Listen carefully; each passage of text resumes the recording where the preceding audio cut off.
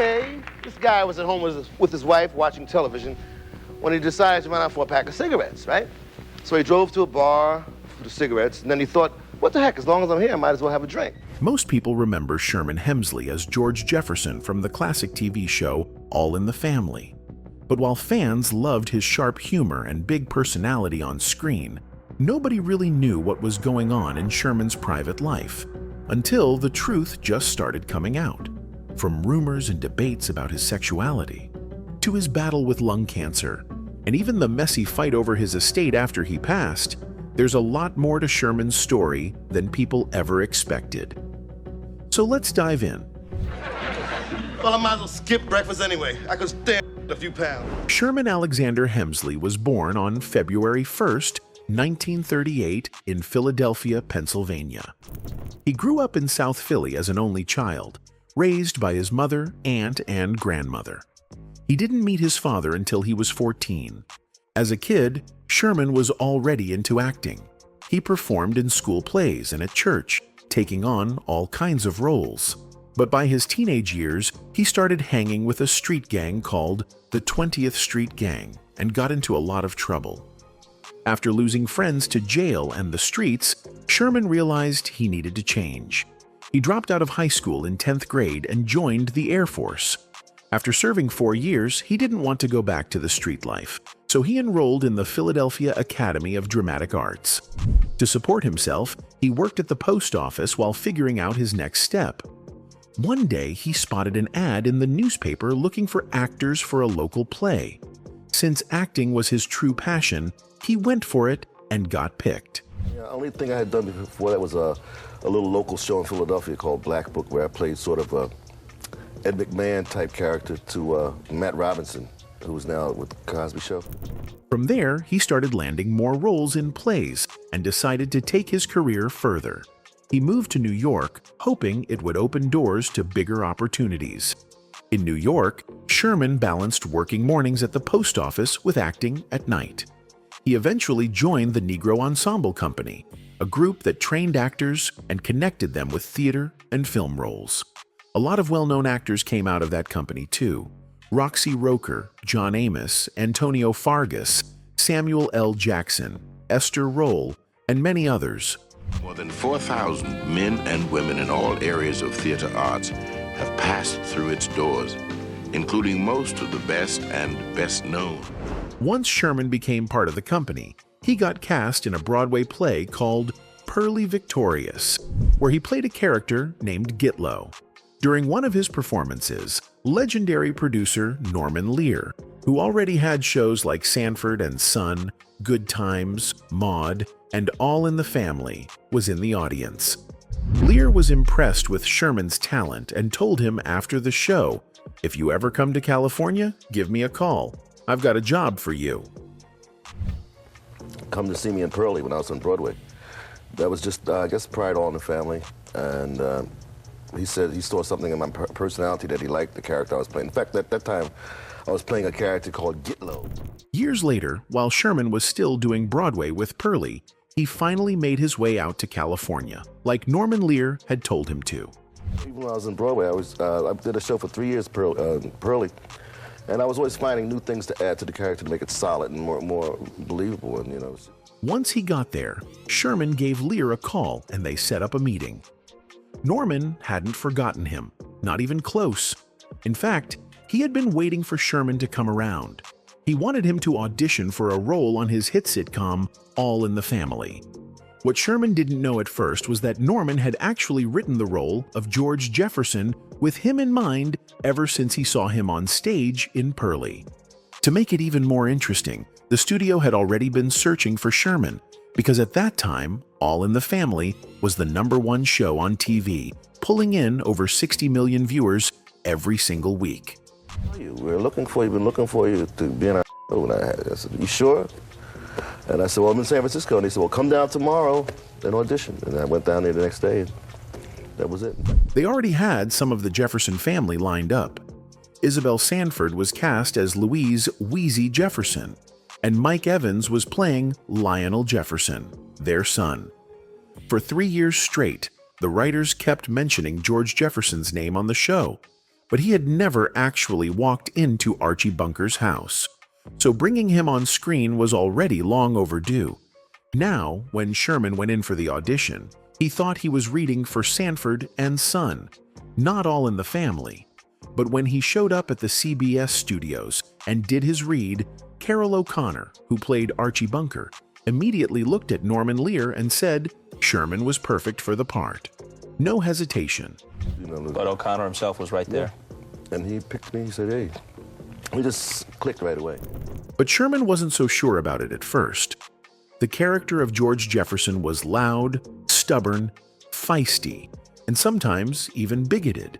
In real life, Sherman was nothing like that.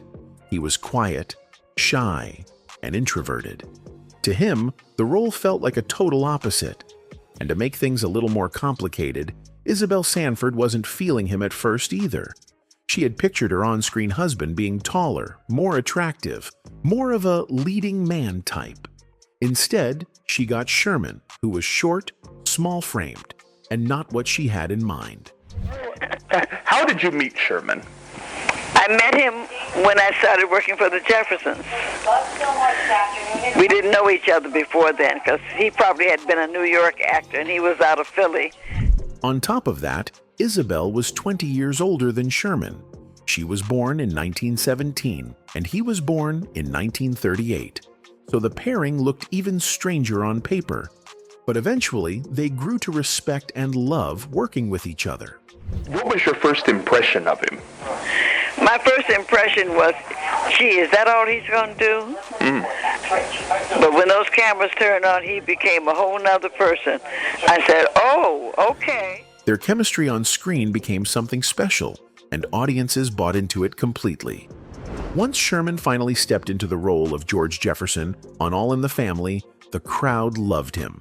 The show's ratings went up, and by just the fourth episode that featured George Jefferson, Norman Lear had already made up his mind. This character needed his own show. That's how The Jeffersons was born. The new sitcom followed George and Wheezy Jefferson, a black couple who moved from Queens to Manhattan after becoming successful with their dry cleaning business. Which one do you think is softer? This one.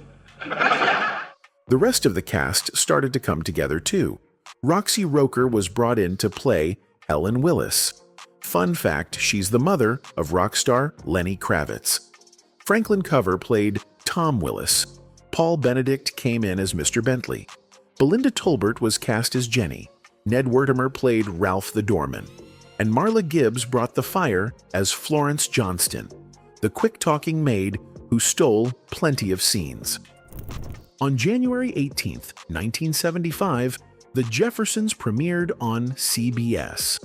The ratings weren't massive at first, but they were solid enough to keep the show going. And the audience, especially black viewers, loved it. For many, it was inspiring to finally see a successful black businessman on television.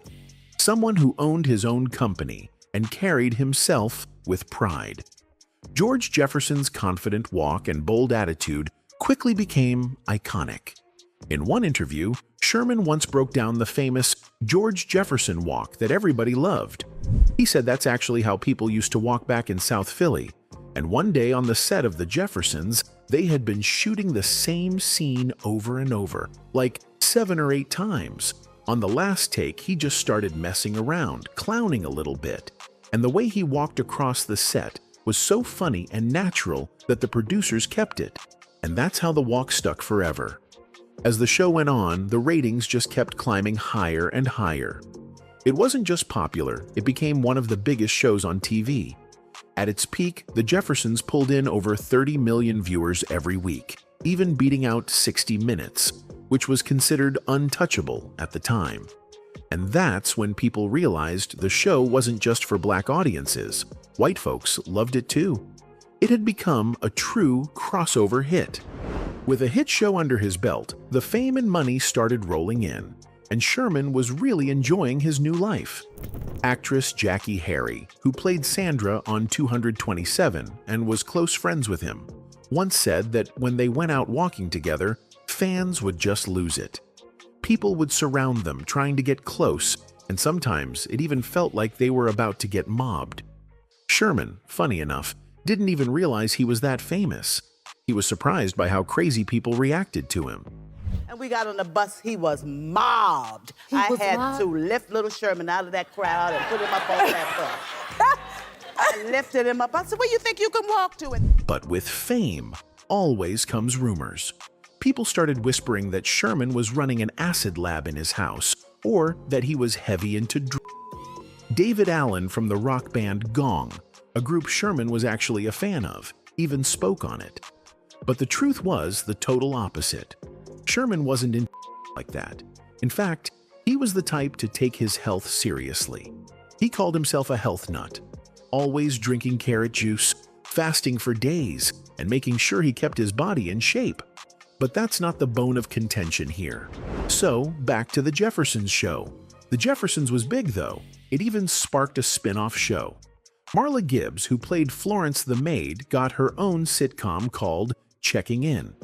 But it only lasted 4 episodes before it got canceled, and Florence was brought right back to the Jeffersons. You know, Miss Jefferson, I thought to myself, nothing but a crazy person would want. After that, problems started stacking up for the show. Mike Evans, who played Lionel, left to work on Good Times and kept bouncing in and out of the Jeffersons. On top of that, CBS kept moving their time slot. In fact, the show's schedule got switched around more than 15 times, making it harder for fans to find it. Even with all the changes, the Jeffersons still stayed in the top 10. But then, out of nowhere, the network just pulled the plug. No big finale, no warning, nothing. After 11 successful seasons, the cast said they didn't even know the show was over until they read about it in the newspaper.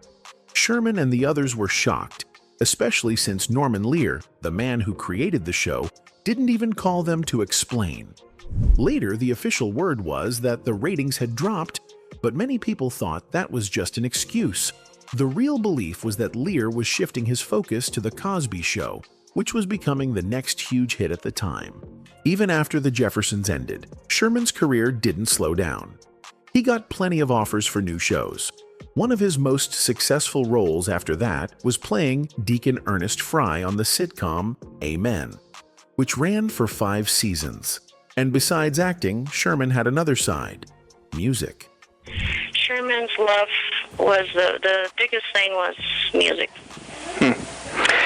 You know, even more so than even more so than that was his first love, even more than acting or anything. A lot of people didn't know he was a jazz keyboardist. He even released a single called Ain't That a Kick in the Head, and he performed it on Soul Train. His dancing during that performance had fans cracking up. It showed a whole other fun side of him. When Amen got canceled, Sherman kept busy with different projects. He did voiceover work for the ABC puppet sitcom Dinosaurs, and popped up in tons of shows like The Fresh Prince of Bel-Air, Martin, The Wayans Brothers, Family Matters, and Tyler Perry's House of Pain. He even did commercials for brands like The Gap, Denny's, and Old Navy. Sherman just kept working, hustling to stay in the game and keep the money flowing. You always relate well to kids. Yeah. Well, this new series, Dinosaurs, on ABC, where you're the voice of one of the dinosaurs, obviously that's geared toward kids, right? Richfield, yeah. They say it's for kids. By 2005, things got rough. He hit some hard financial times and ended up selling the rights to collect his TV show rerun residuals, which meant he wouldn't get paid from those famous old episodes anymore. Around that time, he also moved to El Paso, Texas, with his business partners Kenny Johnston and Flora Enchinton, and the 3 of them lived together in the same house. On July 24, 2012, Sherman Hemsley passed away at his home in El Paso, Texas. The cause was lung cancer, something he had only been diagnosed with about a month earlier. The story goes that not long before his death, his face had swollen up, and his friend and manager, Flora Enchinton, rushed him to the emergency room. At first, the doctors ran some tests and told him everything looked fine. But then, another doctor came in and gave him the shocking news. They had found a large mass on his right lung. One day, Sherman just developed this, it was just like a swelling. And so that particular day, you know, I rushed over and we went ahead and I took him into emergency. And as we went in there, the first thing is, you know, the nurse came out and whatnot, and they wanted to go ahead and take some blood tests. The wild part is, Sherman was known as a health nut. All of his friends said he was the healthiest person they knew. He was the type always talking about eating clean, juicing, working out, and exercising. He ate organic fruits and vegetables, and he had stopped smoking way back when he was a teenager.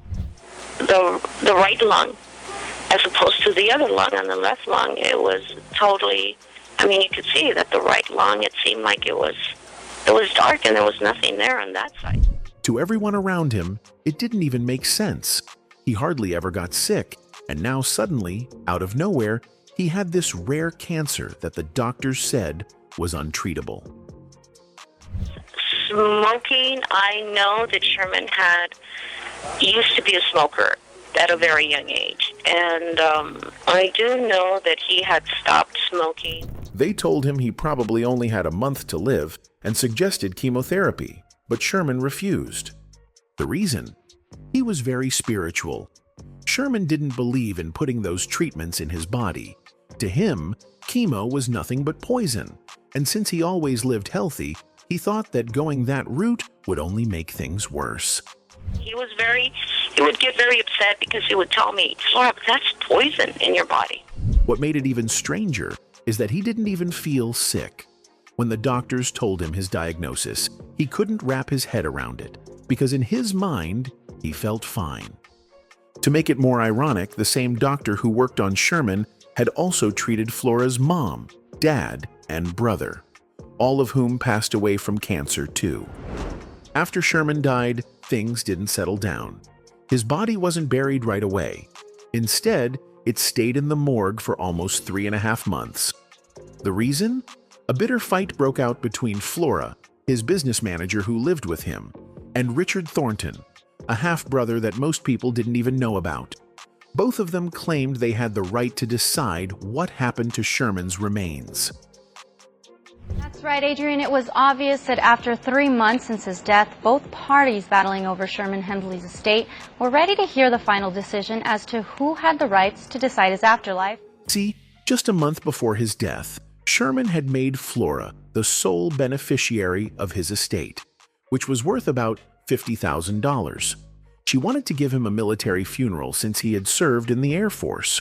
But when his body was taken to the morgue, the medical examiner used Sherman's cell phone to track down his next of kin, which turned out to be Richard Thornton. Richard, who shared the same father as Sherman, said he wanted his brother buried in Pennsylvania, Sherman's hometown. He even went as far as filing a civil lawsuit, claiming Sherman wasn't in his right mind when he signed that will. Richard had to take a DNA test, which proved he really was Sherman's half-brother and closest living relative. But just when things were already messy, another person jumped into the fight, a man named Reverend Michael George Wells, who said he was Sherman's cousin on his mother's side. He also claimed to be the closest family member Sherman had. Both the cousin and the brother pushed for Sherman to be buried back home in Philadelphia. They argued that Flora didn't have the right to make that decision and said Sherman wasn't mentally stable when he signed over everything to her. They also made it clear they weren't just chasing money, but at the same time, they were challenging Flora for royalties from Sherman's TV work. Because of all that drama, Sherman's burial got delayed for nearly 4 months. What should have been a peaceful send-off turned into a messy legal battle over his estate and his remains. After all the court drama and back-and-forth arguments, the judge finally ruled in Flora's favor. The will Sherman wrote was declared valid, and only then was he finally laid to rest. Judge Patricia Chu told the court that Hemsley's last will and testament, naming Flora Etchinson Bernal as the executor, had no evidence of forgery in the signature as his family alleged. Flora later told the Associated Press, "Some people come out of the woodwork, they think Sherman, they think money. But the fact is, I didn't even know Sherman when he was in the limelight. I met him when he had nothing, when he came running from Los Angeles broke, when it was nothing but struggle." Even after Sherman's burial, there was another twist to his story. Sherman Hemsley never got married, never had children, and was always extremely private about his personal life. That opened the door for a lot of rumors, especially about his... But he was a homosexual male in Hollywood. You know, did you know, or did any of you guys know that he was in the closet at that time? Yeah, I did. Back in 2007, VH1 even ran a list of fan-favorite, allegedly gay black actors from the past, and Sherman was ranked right at the top. Not too long ago, Damon Evans, the actor who originally played Lionel Jefferson, spoke on the subject. Damon Evans, who portrayed Lionel Jefferson for 3 seasons, is speaking out, not just about his own experience as a gay black actor in Hollywood, but about Sherman Hemsley. He said, "We cruised the same places, went to the same parties, the same bars, but it wasn't something we talked about. You have to remember, it was a different time, so you just didn't talk about those things at work." Evans went further, saying Sherman wasn't really hiding anything, even back then. According to him, Sherman was dating a Puerto Rican man at the time, and they lived together. His boyfriend even showed up to tapings of the Jeffersons, and during hiatus, they performed a lounge act together in Vegas. Evans summed it up by saying, that was Sherman. He was just who he was, and he marched to the beat of his own drum. Since Sherman never played the star, I think a lot of people took him for granted, including the industry. He had so much going against him, being black and being gay, but he didn't look for attention. That just wasn't his style. For Evans, speaking up now is about giving Sherman the credit he never really got while he was alive. He said, "There wouldn't have been a Jeffersons without Sherman." And yet, even after 11 seasons, he was only nominated once for an Emmy. How do you honor the Jeffersons and not talk about Sherman as the reason it worked? I want to push for a posthumous Emmy because people need to know how good he really was. Maybe Sherman himself didn't even realize it, but the truth deserves to be told. In a recent interview, Evans said, and I quote, "There wouldn't have been a Jeffersons without Sherman." And yet, even after 11 seasons, he was only nominated once for an Emmy. Of course, when FLORA, his manager, was asked about the rumors, she denied it and insisted Sherman wasn't gay. One of the main rumors has been that he was gay or bi. What is the truth behind that? The truth? He was neither nor. But regardless of what people speculated, one thing everyone could agree on was that Sherman's career was one of the most underrated in TV history. He was nominated for an Emmy in 1984, a Golden Globe in 1985, and he won an NAACP Image Award in 1982. In 2012, the same year he passed, he was also inducted into the Television Academy Hall of Fame. Even years later, his impact was still being celebrated. In 2019, Jimmy Kimmel put together a live recreation of both All in the Family and the Jeffersons. Jamie Foxx stepped into Sherman's shoes as George Jefferson, Wanda Sykes played Wheezy, Kerry Washington played Helen Willis, and Will Ferrell played Tom Willis. To top it off, Jennifer Hudson brought the house down by performing the iconic theme song. The cast was so excellent. Woody Harrelson and Marissa Tomei played Archie and Edith Bunker. Jamie Foxx and Wanda Sykes played George and Louise Jefferson. Everyone was nervous. The show was live, which, even to an Oscar winner, is scary. Sherman Hemsley passed away at 74 years old, but the mark he left on television and culture isn't going anywhere anytime soon. His legacy is locked in, and his legend lives on.